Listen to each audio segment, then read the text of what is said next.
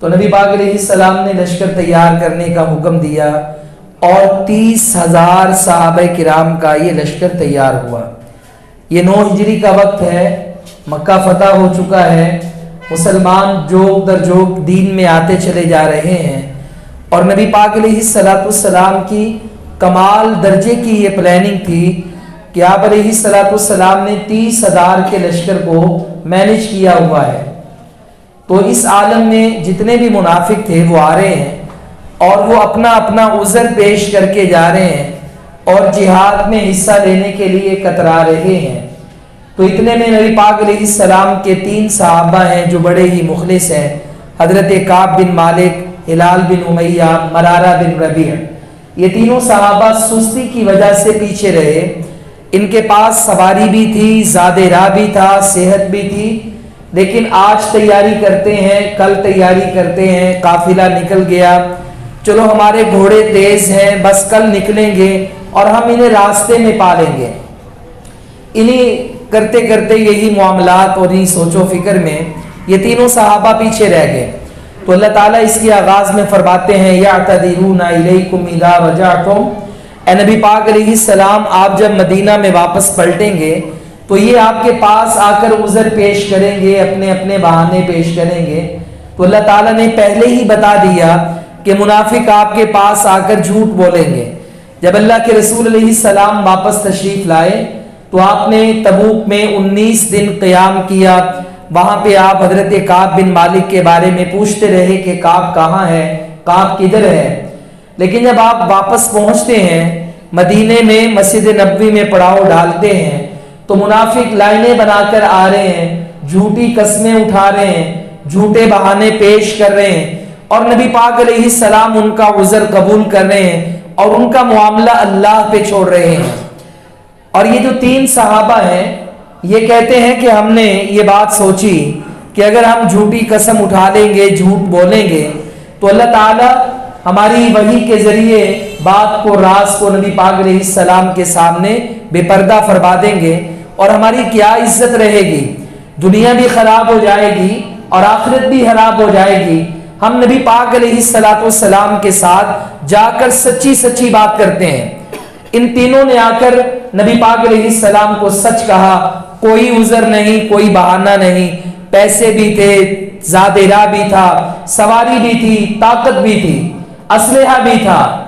اور بس مسئلہ یہ تھا کہ ہم سے سستی ہوئی ہے اور ہم اپنی کوتاہی کا اعتراف کرتے ہیں۔ نبی پاک علیہ السلام نے، آپ نے جب یہ ان سے بات سنی تو تینوں صحابہ کرام کو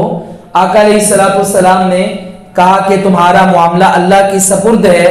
اور میں تمہارا بائیکاٹ کرتا ہوں، تم نے آج کے بعد میرے سامنے نہیں بیٹھنا۔ تھوڑی دیر گزری، تمام صحابہ سے بھی کہہ دیا ان کا بائیکاٹ کر دیں۔ کچھ دن گزرے، ان کی بیویوں سے بھی کہہ دیا کہ آپ ان کے لیے ان کے گھر چھوڑ کر خدمت کا کام تمام کر دیں۔ صرف ایک صحابی ہلال بن امیہ بہت بوڑھے تھے تو ان کو خاص اجازت دی گئی اور ان کی بیوی وہاں پہ ٹھہری ہے۔ باقی اس قدر معاملہ تنگ ہو گیا، سوشل بائیکاٹ ہو گیا کہ یہ تینوں صحابہ باہر آتے ہیں، سلام لینا تو دور کی بات، کوئی نظر ملانے کو تیار نہیں ہے۔ کعب بن مالک کے بارے میں باہر کے بادشاہوں کو پتا چلا تو انہوں نے آپ کو خط لکھ کر بھیجا کہ آپ ایسا کریں کہ جلد از جلد آپ ہمارے پاس آ جائیں، جو چاہیے، جو عہدہ چاہیے، جو رتبہ چاہیے ہم دینے کو تیار ہیں، اپنے نبی کا دین چھوڑ دیں۔ یہاں تک ان کو آفر ہوئی، اللہ فرماتے ہیں وَعَلَى الثَّلَاثَةِ الَّذِينَ خُلِّفُوا، وہ 3 صحابہ کہ جن کا معاملہ پینڈنگ کر دیا گیا، مؤخر کر دیا گیا، حَتَّى إِذَا ضَاقَتْ عَلَيْهِمُ الْأَرْضُ بِمَا رَحُبَتْ، یہاں تک کہ ان پر زمین کشادہ ہونے کے باوجود تنگ پڑ گئی اور وہ اپنے آپ سے بھی تنگ پڑ گئے۔ اللہ رب العالمین نے 50 دن کی آزمائش کرنے کے بعد ایک دن ان کی توبہ قبول کرنے کا اعلان فرما دیا، آیات نازل فرما دی۔ کعب بن مالک اتنا خوش ہوتے ہیں کہ اللہ نے میری توبہ قبول کر لی، دونوں صحابہ بھی خوش ہوتے ہیں اور صدقہ کرنے کا اعلان کرتے ہیں۔ نبی پاک علیہ السلام کہتے ہیں رک جاؤ، زیادہ جذبات میں نہیں آنا، کوئی مال کوئی گھر اپنے لیے بھی رکھنا ہے، ہر چیز ہی اللہ کے راستے میں دے دو تو خود کہاں پہ رہو گے؟ یہ جذبات کی کیفیت ان کی بن گئی. تو نبی پاک علیہ السلام کے صحابہ کے عمل پر اللہ تعالیٰ نے یہ واقعہ بیان کرنے کے بعد کہا یا ایھا الذین آمنوا اتقوا اللہ وکونوا مع الصادقین، اے ایمان والو تم اللہ تعالیٰ سے ڈرتے رہو اور سچ بولنے والوں کے ساتھ ہو جاؤ. یہ واقعہ پیغام دیتا ہے کہ سچائی بعض دفعہ انسان پر مشکل بھی لا سکتی ہے، آفت بھی آ سکتی ہے، آزمائش بھی آ سکتی ہے،